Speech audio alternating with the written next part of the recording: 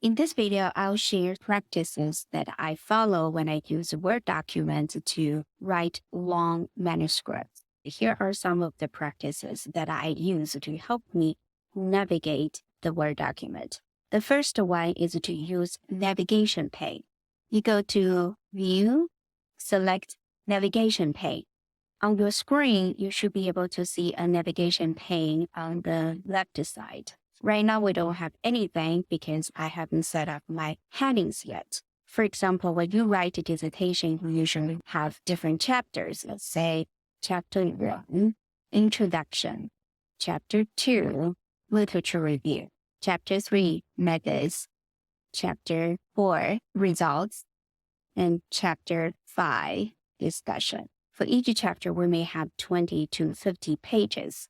When you have hundreds of pages in the Word document, it's very difficult for you to just scroll down to find the content you want to use. This is where you use headings to help you navigate your manuscript. You go to Home and select heading. Right now is Chapter 1, Introduction, and I click heading here. After I set up my headings, Chapter 1 introduction is now here. And we can do the same for Chapter 2, Chapter 3, 4, 5. Let me move Chapter 2 to a different page. For example, I'm now writing Chapter 4. Example text or Chapter 4. As I was writing Chapter 4, I wanted to go to Chapter 1 to make some changes. What you can do is to go to the navigation pane under Headings and choose Chapter 1. This is where you find your text under Chapter 1. Right now, all my Level 1 headings does not follow the APA guidelines. According to APA, the Level 1 heading should be centered. Of course, you can do it one by one and center the heading, but then you have to do it 5 times. A more efficient way is to go to heading 1, right-click, modify. The font that I'm using right now is Georgia, but I want to use Times New Romans. The size is 12 points. That's correct. Now I want you to pay attention to format. This is where you set up the spacing between different paragraphs. The default setting in Word document is not 0, 0. So what you need to do is to make sure the spacing between paragraphs are 0, 0. APA wants us to have double spacing between the lines. And then I choose double and click OK. And then click OK. I forgot to center the Level 1 heading. Center and then click OK. As long as I set up my headings and all the rest of the headings should be centered. That's what we have here. Now we go to Level 2 headings. For example, I have first paragraph, and then I have my Level 2 heading, which is problem statement. I want to set it up as Level 2 heading under Level 1 heading. We do the same thing. We go to heading 2, and now you see problem statement is showing up here on the navigation pane. So in the future, what you need to do is to simply go to your navigation pane, click problem statement. The spacing is off. Now it's a single space, but I want the spacing to be double space between my first paragraph and Level 2 heading. This is the main body text. What I need to do is to go to Normal, right-click, Modify, make sure the spacing is double space. You also need to make sure it's 0 point before and after each paragraph. And then click OK and OK. That's how you can easily navigate to different sections, so you don't have to scroll up and down. Another technique that I want to share is to open a new window. Sometimes when you write your text in one section, you realize you need to make revisions on Chapter 4, which is on page 75 Of course, you can go to chapter 4 through the navigation pane and then you come back, but sometimes you forget where was I.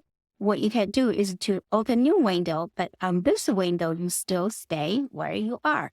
Here you go to View, New Windows, go to Results. Now you complete your revision. What you can do is to save your document, and then you can go back to your first copy of the document. So you don't have to scroll up and down and jump to different places to make your revision. You can simply just open a new copy, work on it, save it, and close the new window. The last thing I'd like to share is about tables and figures. Here I have a table. I wanted to add a table caption. You can simply just say, Table 1, Participants, Demographics. I want to capitalize each word. But this text is not going to show up on your table of contents. What you need to do is to highlight this. This is your table, and to go to Reference, select Insert Caption. This is a table, so you select the table. If it is a figure, you choose a figure. And right here is table 1, and the table 1's name is Participant Demographics. You put the caption there, click OK.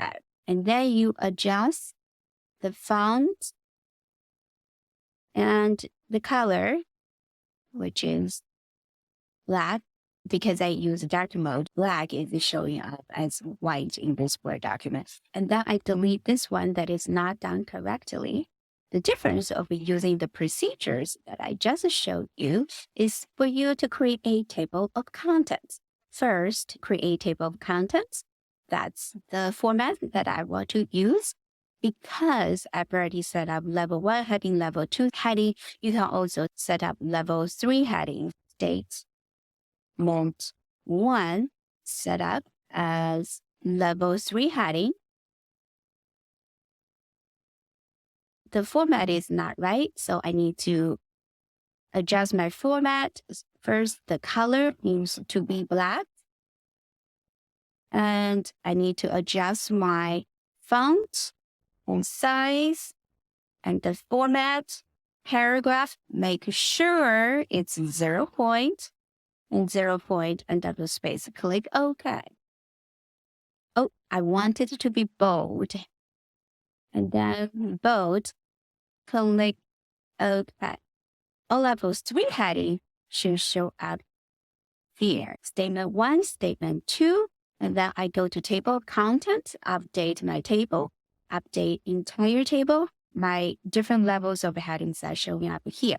What about table of figures? What I need to do is to first insert a page break. So it will be on a different page, another page break. On this page, I wanted to insert table of figures. Go to References, go to Insert Table of Figures. I've already set up table captions correctly. It should show up here. It has the page number. As you continue to write your long manuscript, this will make your navigation of the Word document so much easier.